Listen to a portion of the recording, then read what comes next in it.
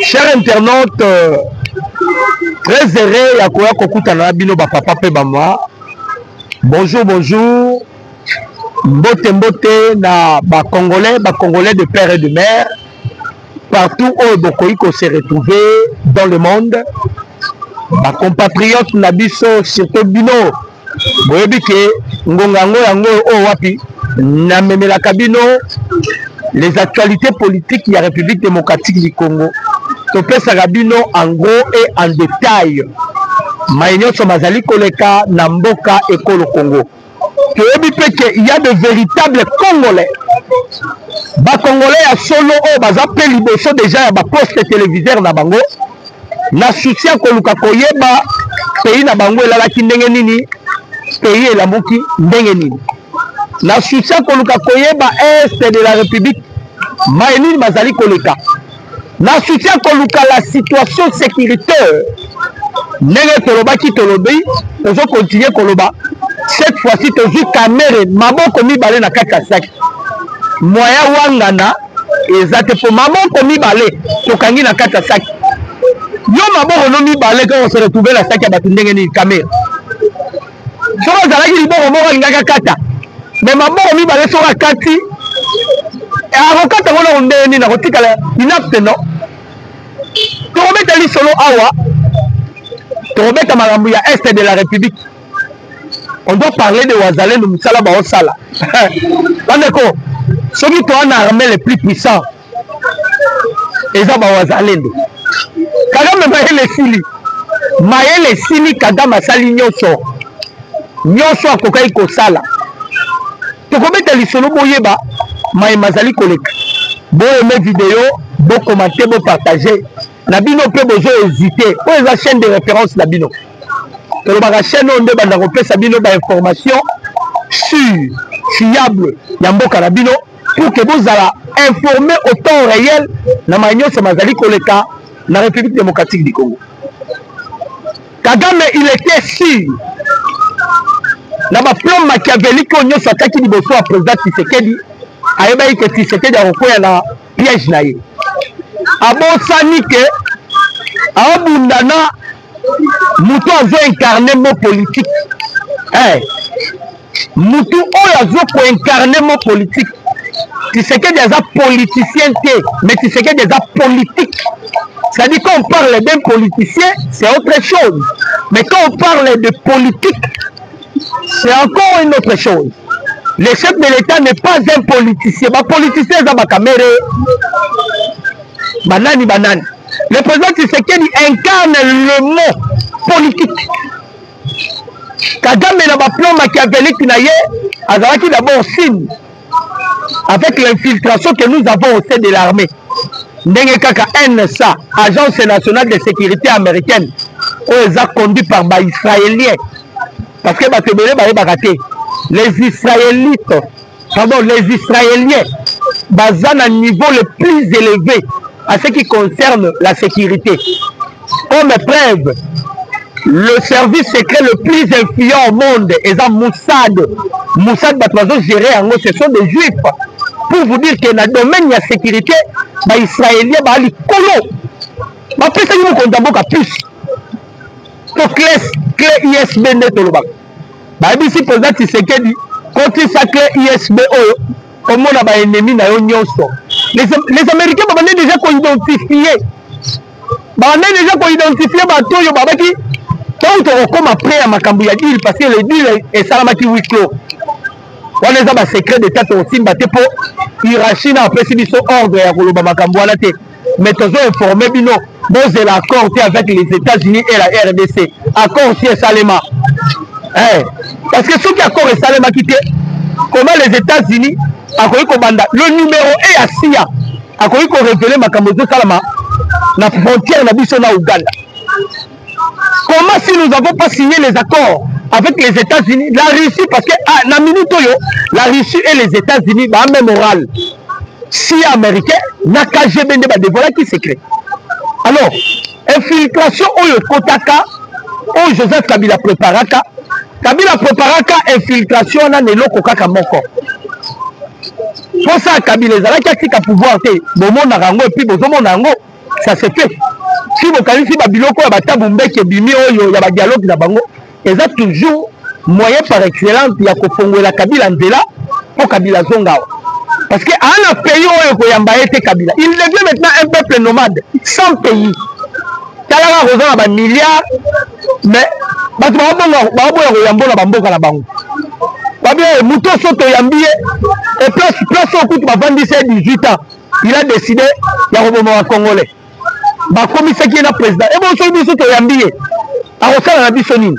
Alors, les pays où on a besoin de Yamba Kabila, plan ya Kagame Zaki le Romusuite. Kagame a compté dans l'officier. L'Italiboso Kagame a compté dans les Franck Kitumba. Parce que Franck Kitumba, il faisait partie parmi les conseillers à chef de l'État dans la matière de sécurité. Azalaki conseiller parallèle à Mukondabo. Yango Momonaki, les FRDC, Bazalaki la facilité à corrompre Bango. Choka Kagame Tembongo, FRDC corruption. Kagame Tembongo, FRDC corruption. Maintenant, Kagame Lokola va plan c'est symbité, va plan machiavélique wana, et symbité. Babani va scénario na papa Landoke et Tabumbeki. Ça aussi ça n'a pas tenu. Pourquoi? Parce que ba troupe na enyo se ba kota ki na est. Torobaki yango. Kokota la Congo est facile, mais kobima deux possibilités. Soit obimé bembe, soit obimé firme. La Congo est minute. Kokota est là facile. Obima, soit obimé bembe, soit infirme, soit pas dans la chance. Bawazale no bakotala maboko wana to juyo vivant. Boyo kama kabosala mina minembo. To baki na bino 3 bataillons Kabila kotisaki. Tant to otanga na baki na otanga kombo Kabila te bolimbisanga. Tuare kombo na eza politique na betuare. Donc si vous qui tuare c'est monsieur en question. Ba bataillon na bango misatu bakotisaki. Bazaki déjà à contact dans la FRDC, Moussousso ba corrompu. En soi, baza ba FRDC. Ce sont des Rwandais qui nous ont infiltrés à travers Azaria Souroubewa pendant qu'ils s'occupaient le poste. Il y a le ministère, il y a décentralisation. Il y a des Koko Tabatuna, Namunaï. Kotoyo, Moïse Nyarigabu. Bon, moi, Sikoyo, Makamunyo se a exposé, Makamunyo se bivine en poste. La betara li solo aneza entre parenthèses tobima tozonga la makambu to beta na betara li solo ya Moïse Nyarigabu awa malobi bande ko ba congolais Kamere, le président d'une grande institution comme l'Assemblée nationale, deuxième institution de notre pays, a sali erreur na micro, a tiré le micro ouvert. A dit, nous allons pousser ce petit à démissionner. Le petit qu'il parlait, c'est Zagi Moutamba. Maintenant, bien sûr, plutôt, je dis Kamere, dossier à Moutamba, Boké, n'a pas mais Kamere, yo bomba matata pogno, qui a défendu même matata pogno. Torobiniso na poissa. Toyena solo Moïse Nyarigabu. Moïse Nyarigabu, un député national. Mon on est-il le lobby. Kamere expliqué biso monga ya Moïse Nyarigabu et Kenaka wapi. Azo expliqué biso te. Léo Kamere en Afrique du Sud. Afrique du Sud place réunion ya Tabou Mbeke Zolive Kota. Ma fait 48 heures. C'est-à-dire Choukeza lobby à dimanche. Ce qui lundi a été. Tosunga Kamere. On a une mobilisation de Salaki à Moutam. Tu ressens la mobilisation. Tu ressens la place au Kita l'aéroport.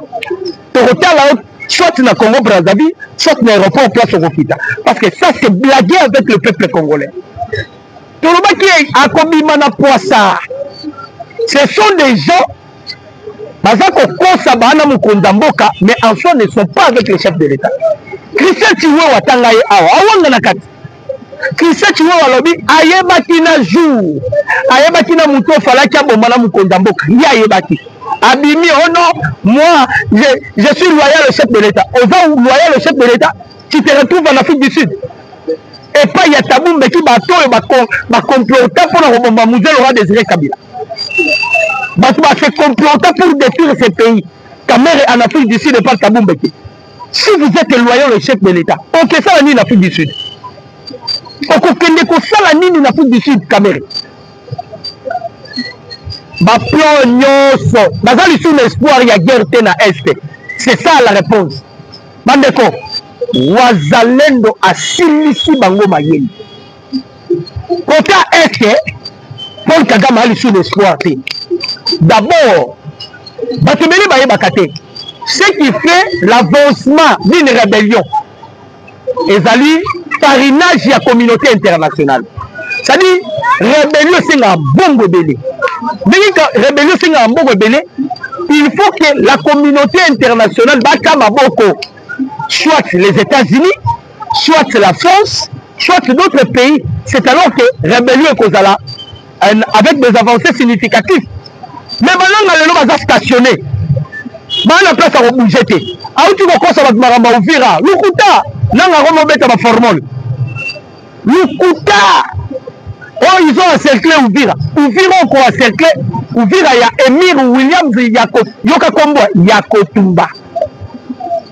Yakotumba. Il fit Maïmaï à l'heure actuelle.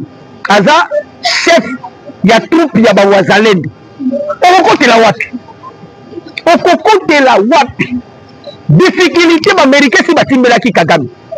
Babi si tu sais que du Vanda Kimia, yo pesibiso passe à nord. Passe à nord, pesibiso pesi, on le dit na biso to ça la tronc entre minerai et la sécurité. C'est ça le tronc. Oh bah tu vas comprendre que oh bah katumbi ba kenda ki ba pesi ba mbongo pa ba lobbyiste américain ba bloquer procédure. Tronc ezanine. Les chefs de l'État les a ABC américain to so la nabino. Il faut qu'il y ait la traçabilité. Ceux qui ont fait bino minéré, bino bon fait ça peuple congolais ni.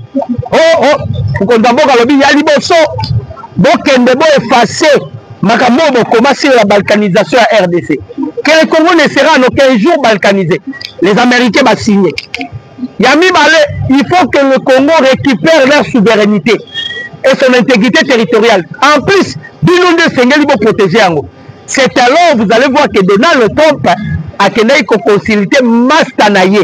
Eric Prince, c'est lui le numéro 1 à Blackwater. Allez, va signer Mikanda na Eric Prince. Désormais, il faut quitter pour la protéger le peuple congolais. Alors, ils sont déjà dans le désespoir. Pourquoi?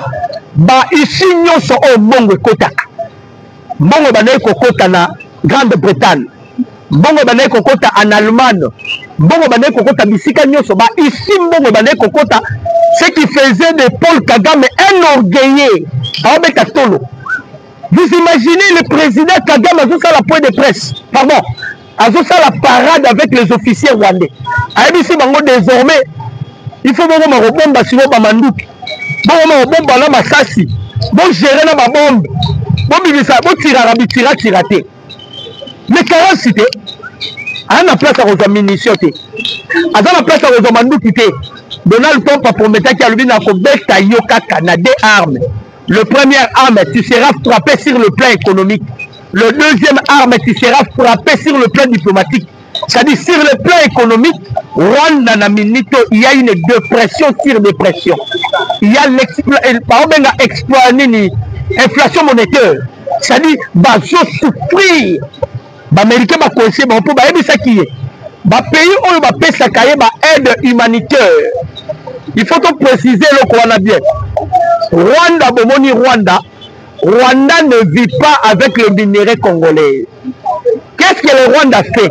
Rwanda pille le minerai congolais, atindi yango epai ya baminele, en retour baminele bazoa ko intervenir na Rwanda avec les aides humanitaires. Entre autres la Grande-Bretagne, l'Allemagne, babisiko avandaki.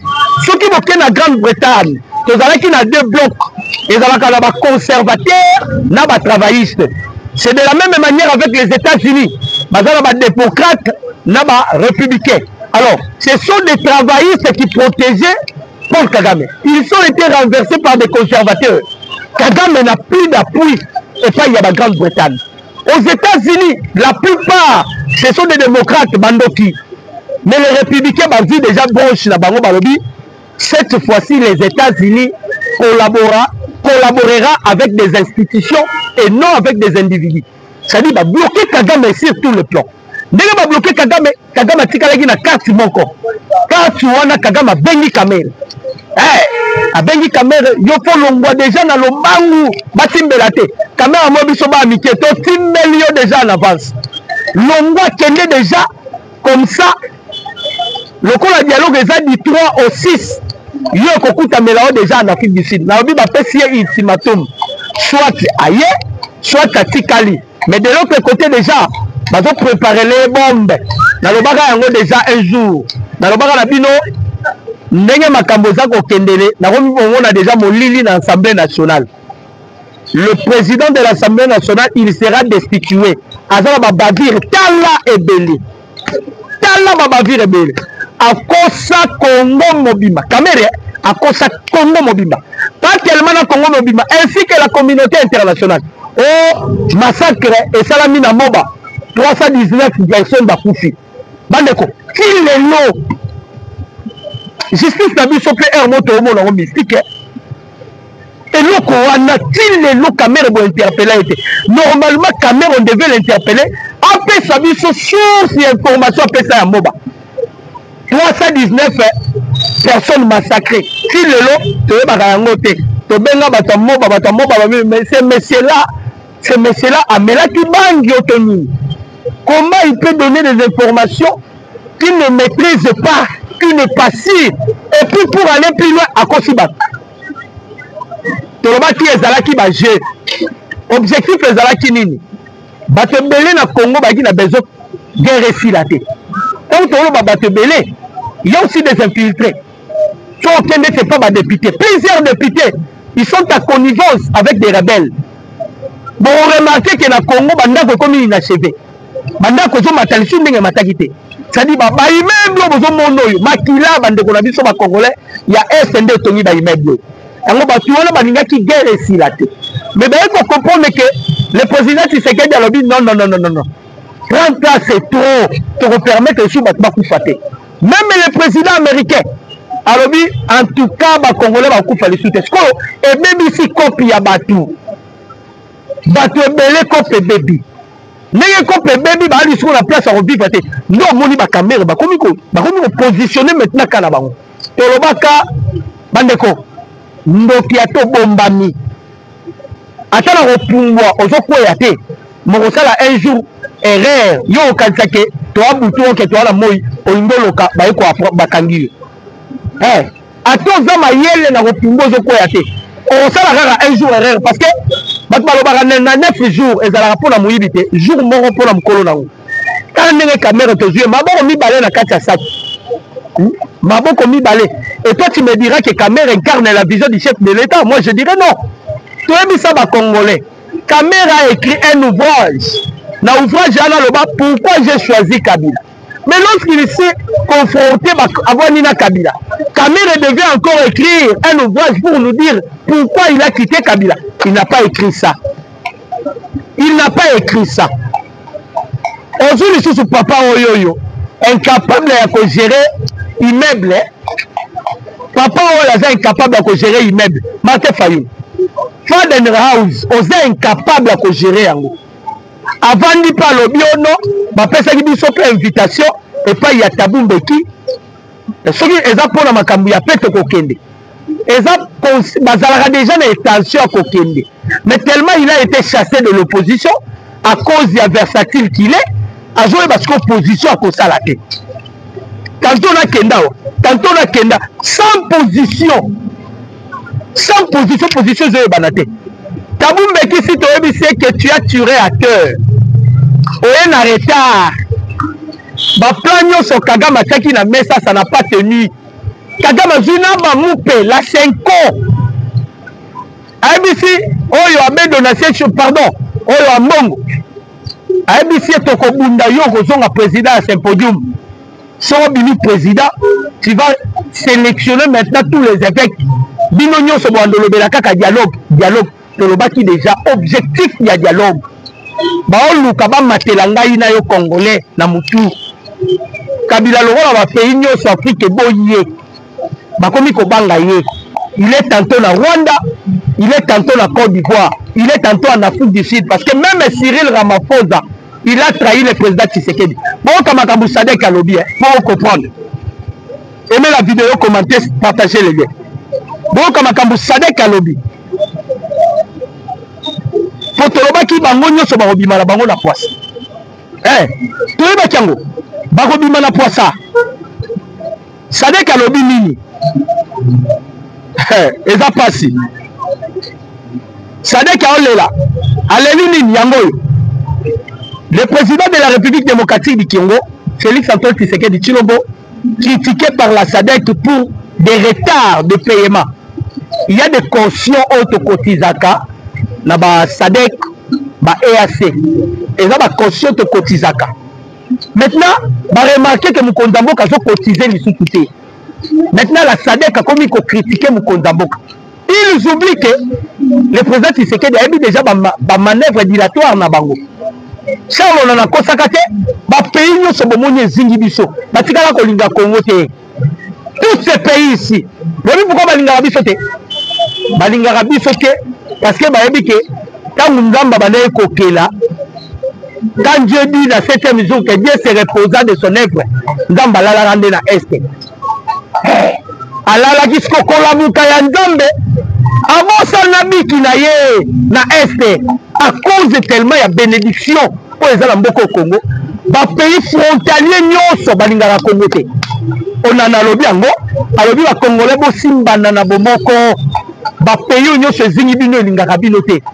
Comment pouvez-vous imaginer Sadek a sali sommet ya vidéoconférence d'abord babandaki sommet na bango basalaki na Kenya le président Tshisekedi akendaki te. Deuxième sommet baye na Madagascar le président Tshisekedi a bibolamba bolia na roya nangate.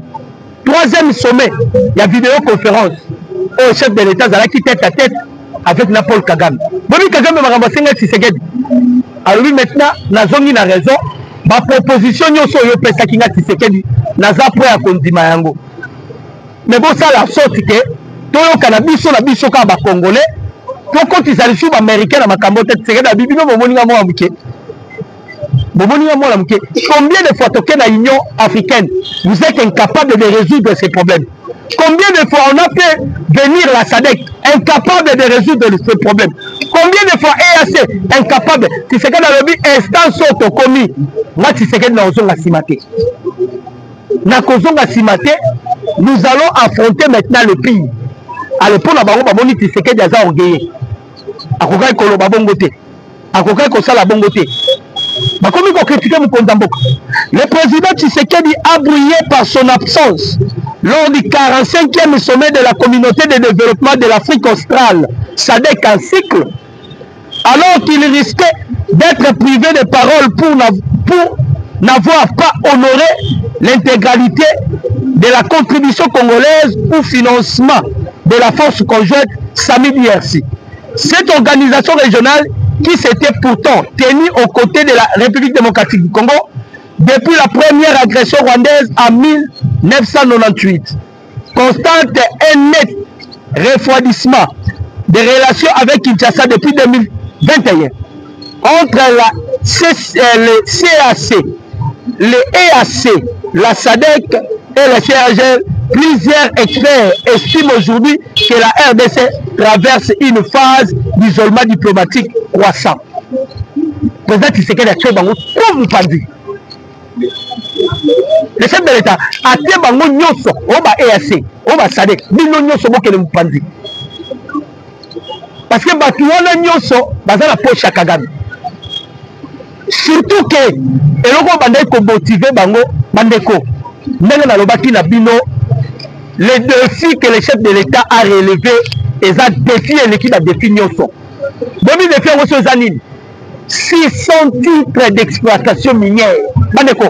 Bah ça l'on équivalent à 31 600 km². Espace wana. Et ça moulaïna koleka Belgique. Et ça moulaïna koleka Burundi. Que le président Tshisekedi a récupéré. Donc Kabila au pouvoir. Tant que on Congolais que ce n'est pas lui qui dirigeait le Congo. Le Congo était dirigé par Paul Kagame. Kabila Zalaki Karaso Vandi na GLM na ye. Atini Francis Kalomba Kelikola Bangi soit Kalami Sumakas. Ameli a sali pli a Bangi. Abani comme la Bangi. Ameli Bangi. Après comme la Bangi, a Benjo Onani.